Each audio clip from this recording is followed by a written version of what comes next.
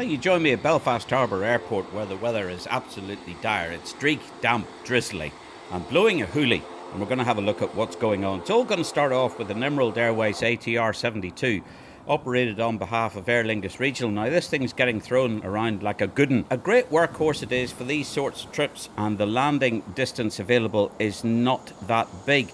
Today it's a wet runway and it's got a crosswind, so you see that evidenced by that ground spoiler that's come up there with into-wind aileron by the pilot flying. Next up is the workhorse of EasyJet, an A319. And this is an older aeroplane. It's not one of the new types. And it's a bit of a greaser landing, but there'll be full reverse now. And I would imagine it's auto brake medium to kill all that kinetic energy and get the aeroplane slowing down on what is a very, very wet runway indeed. But it's all beautifully under control.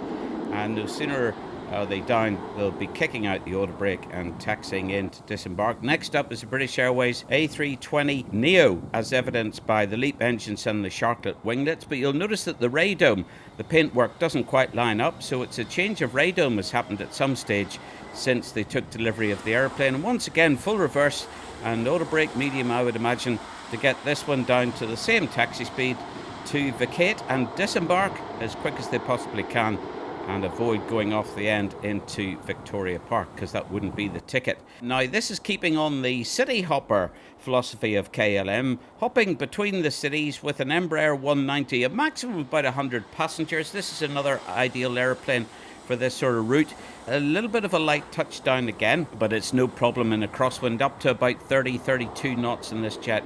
No trouble at all. Full reverse and a decent bit of auto brake, and they're sorted. It's got darker, it's got more blustery, and you can see them blowing around much more, but they're sticking at it and pressing on. They're not quitters. And a bit of into-wind aileron, wing down technique, and finally it's on the deck and slowing up. And look once again at the port wing has got the spoiler up.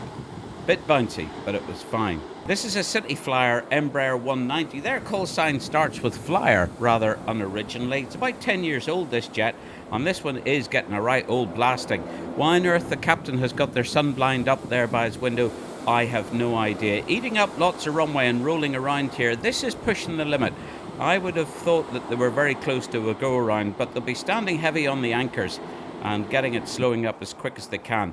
Now, this one has got go-around written all over it. It's moving in all three axes. It's like rubbing your stomach and patting your head. You don't get paid enough for that sort of thing, and probably with a wind shear alert, they've said that's enough of that and go around. You can see that the gears are remaining down and the rate of climb is none too special. The one coming behind them has not even got that far. He has gone around before even getting close to the runway. But second time around, they're braving the hoolie of the winds and pressing on in. You can see how bright those landing lights are now getting as the light is fading in the heavier skies. Even the birds are being blown around.